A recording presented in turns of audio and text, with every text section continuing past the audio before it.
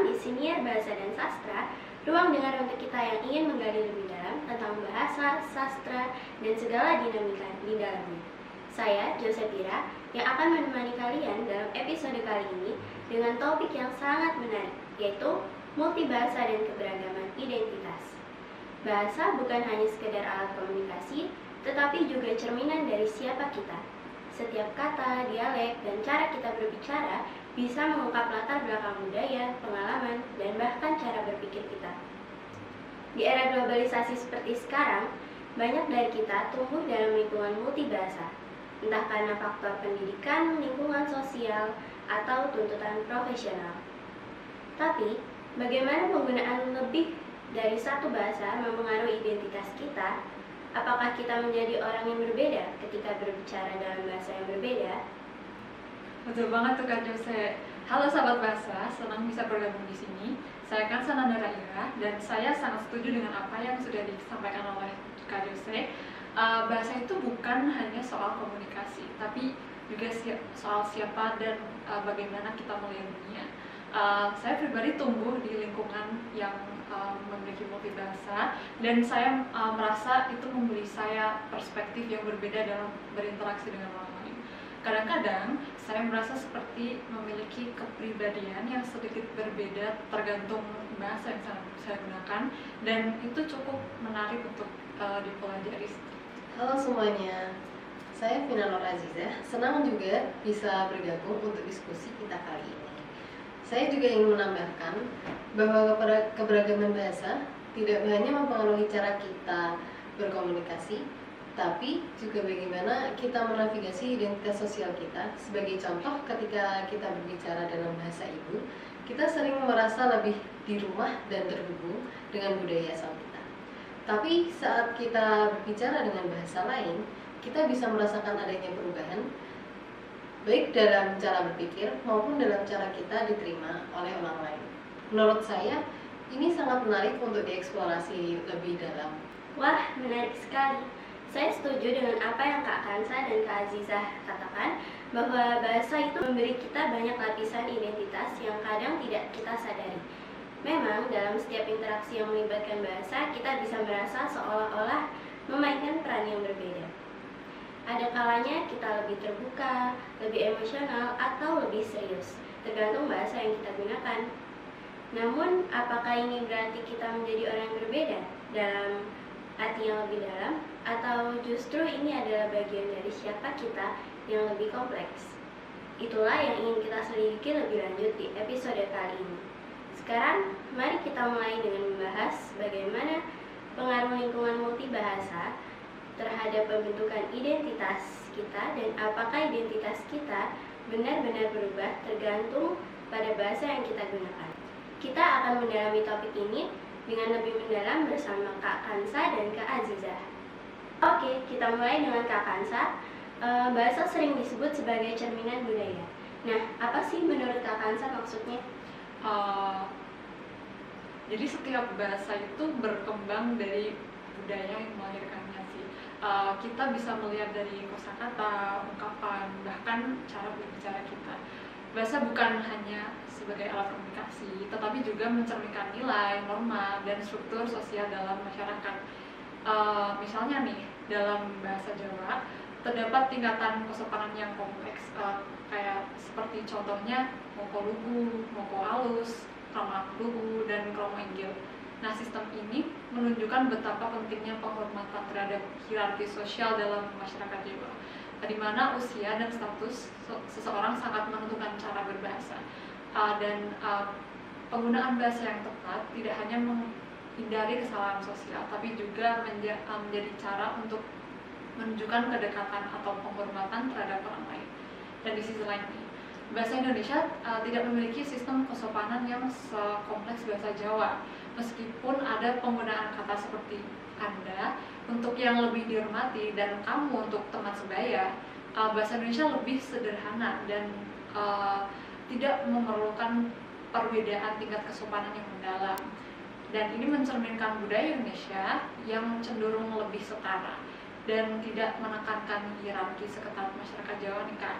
Dan dengan demikian, bahasa bisa dilihat sebagai cerminan dari bagaimana masyarakat mengatur hubungan sosial mereka, yang bisa sangat bervariasi antar budaya. Menarik sekali. Jadi bahasa tidak hanya menunjukkan bagaimana sebuah budaya menghargai sesuatu, tetapi juga sejarah yang membentuk masyarakat itu. Iya, bahkan kalau kita lihat budaya yang lebih luas, ada bahasa yang punya banyak kata untuk menggambarkan sesuatu yang dianggap penting. Misalnya dalam budaya Bugis dan Makassar, terdapat berbagai istilah untuk keberanian dan harga diri seperti siri yang berkaitan dengan kehormatan dan pese yang menunjukkan betapa pentingnya nilai kehormatan dalam kehidupan mereka. Atau dalam budaya Minangkabau terdapat istilah untuk konsep musyawarah dan kebersamaan seperti musaik, berdiskusi dalam kelompok kecil, mufakat, dan bamus yang mencerminkan kuatnya tradisi demokrasi dalam adat Minangkabau. Selain itu, kita juga punya banyak kata dan ungkapan yang mencerminkan nilai budaya kita.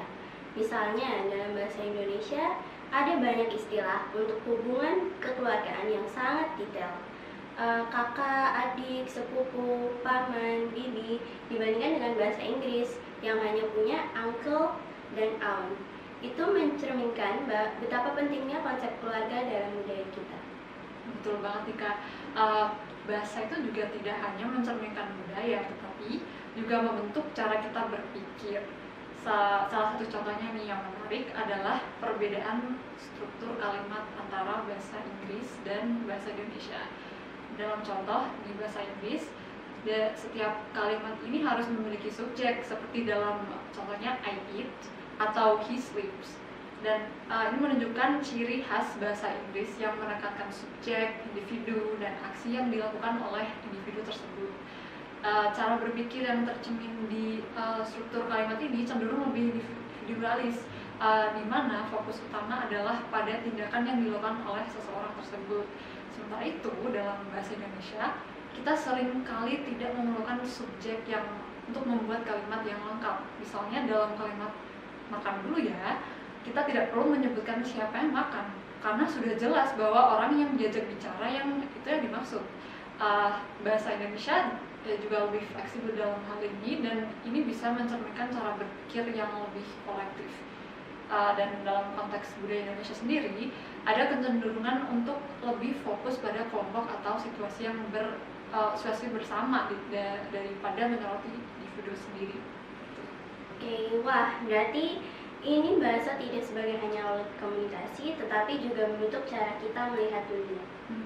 Betul banget. Oke, saatnya kita masuk ke bagian berikutnya, yaitu bagaimana bahasa mencerminkan kelas sosial. Kak Aziza bisa menjelaskan sedikit? Tentu, ini topik yang cukup menarik karena seringkali cara seseorang berbicara bisa mencerminkan status sosial yang baik disadari atau tidak. Misalnya di Indonesia ada fenomena ketika seseorang yang sering menggunakan bahasa Inggris dianggap lebih berpendidikan atau berasal dari kelas sosial yang lebih tinggi. Ini bisa kita lihat dari gaya bahasa yang sering sekali digunakan di media sosial.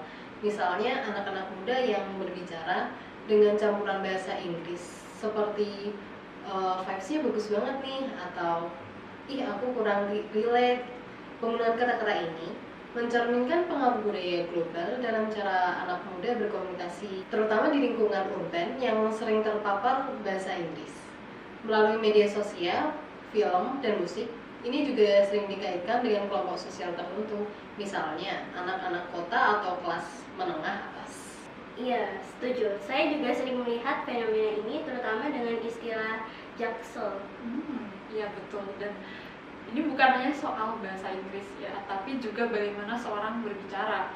Misalnya orang yang berbicara dengan aksen daerah ini kadang dianggap kurang modern atau kurang berpendidikan. Padahal itu sama sekali tidak ada hubungannya dengan tingkat pendidikan seseorang. Iya benar, ini juga terlihat dalam dunia kerja. Kadang-kadang orang yang punya aksen daerah bisa merasa kurang percaya diri saat berbicara di forum nasional atau internasional, karena ada anggapan bahwa aksen tertentu lebih profesional daripada aksen yang lainnya. Ini menarik, karena menunjukkan bahasa bisa jadi alat diskriminasi sosial juga ya berarti. Benar. Iya, sayangnya begitu. Itulah kenapa pentingnya untuk mulai mengubah perspektif kita dan lebih menerima berbagai variasi bahasa dan aksen. Selanjutnya kita mulai dengan fenomena perubahan identitas melalui bahasa. Nah, sekarang ini banyak orang yang terbiasa mencampur bahasa dalam percakapannya sehari-hari. Misalnya, gue lagi hektik banget nih sama kerjaan, atau aduh vibes-nya gak enak deh. Menurut kalian, apakah ini sesuatu yang positif atau justru melemahkan identitas kita sebagai penutur bahasa Indonesia? Kalau menurut saya, fenomena mencampur bahasa dalam percakapan sehari-hari ini sebenarnya itu merupakan bagian dari proses globalisasi yang semakin meluas, Kak. Saat ini kita hidup di dunia yang sangat terhubung, di mana informasi dan budaya dari berbagai belahan dunia bisa dengan mudah kita akses lewat media sosial, film, musik, dan berbagai platform digital lainnya. Proses ini sangat alami karena bahasa berkembang mengikuti zaman, dan kita sebagai penuturnya seringkali tak sadar nih telah mengadopsi kata-kata baru yang lebih sering kita dengar atau temui gitu. Saya setuju banget.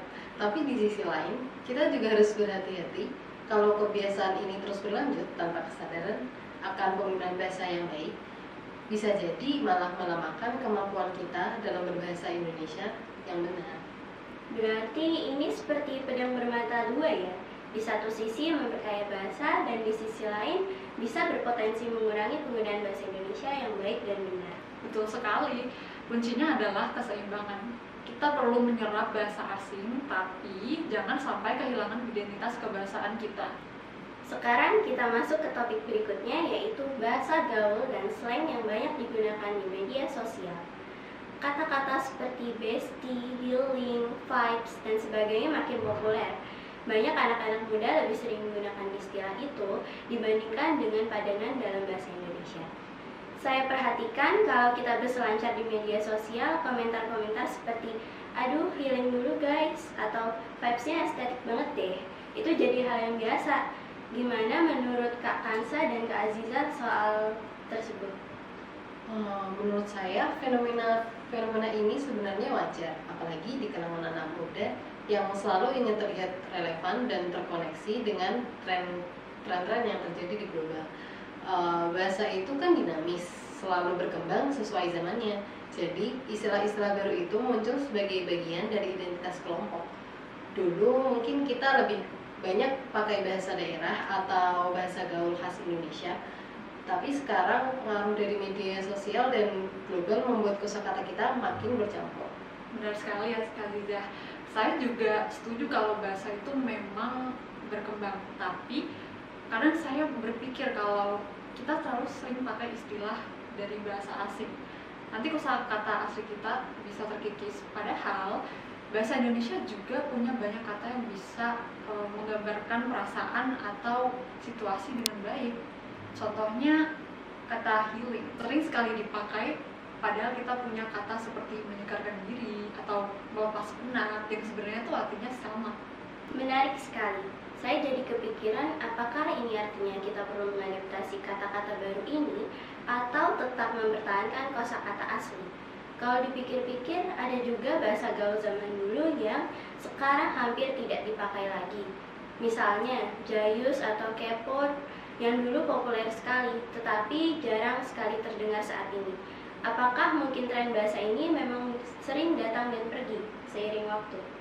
Iya Kak Jose, tren bahasa memang naik turun. Misalnya seperti kata gabut yang dulu sering kita dengar di kalangan anak muda, sekarang sudah mulai tergantikan dengan istilah yang lain. Jadi menurut saya bahasa gaul atau slang itu tidak masalah selama kita sadar bahwa itu bukan bahasa baku dan tidak menggantikan bahasa utama kita. Justru kita bisa lihat ini sebagai bentuk kreativitas berbahasa. Saya juga setuju. Kalau kita lihat di negara lain seperti Perancis misalnya, mereka juga menghadapi fenomena yang mirip. Banyak anak muda di sana yang mulai mencampur bahasa Perancis dengan bahasa Inggris, Tetapi mereka punya kebijakan bahasa yang cukup ketat untuk tetap menjaga kelestarian bahasa Prancis mereka sendiri. Kita juga mungkin bisa menerapkan pendekatan yang mirip, bukan dalam bentuk larangan tentunya, tapi dengan mendorong penggunaan bahasa Indonesia yang kreatif dan tetap relevan. Wah, itu poin yang sangat menarik Kak Kansa. Jadi solusinya bukan melarang penggunaan slang, tapi lebih ke mengedukasi dan memberi alternatif yang tetap terdengar keren dan relatable buat anak muda ya. Saya rasa kalau ada upaya untuk membuat padanan kata yang lebih sesuai dan tetap mengikuti tren, pasti bakal lebih mudah diterima. Nah, sudah sampai pada topik yang terakhir, yaitu pengaruh bahasa asing dalam kehidupan modern. Kita sering mendengar istilah seperti startup, work-life balance, mental health, dan lainnya. Apakah ini memperkaya bahasa atau justru menjauhkan kita dari bahasa asing? Kalau itu menurut saya rasa istilah-istilah ini memang sulit untuk dicari padanannya dalam bahasa Indonesia itu. Kadang menerjemahkannya secara langsung malah membuatnya kurang efektif dan malah membingungkan. Benar, tapi bukan berarti kita harus sepenuhnya menerima tanpa berusaha mencari alternatif dalam bahasa kita sendiri. Misalnya, untuk work-life balance, kita bisa menyebutnya keseimbangan kerja dan kehidupan agar lebih mudah untuk dipahami. Jadi ada baiknya kita tetap mencoba mencari padanan dalam bahasa Indonesianya agar istilah asing tidak sepenuhnya mendominasi percakapan kita. Benar sekali Kak Jose, bahasa Indonesia bisa tetap berkembang tanpa kehilangan identitasnya. Wah, nggak terasa nih kita sudah sampai di penghujung diskusi. Dari pembahasan tadi bisa disimpulkan bahwa bahasa selalu berkembang dan beradaptasi sesuai dengan perkembangan zaman.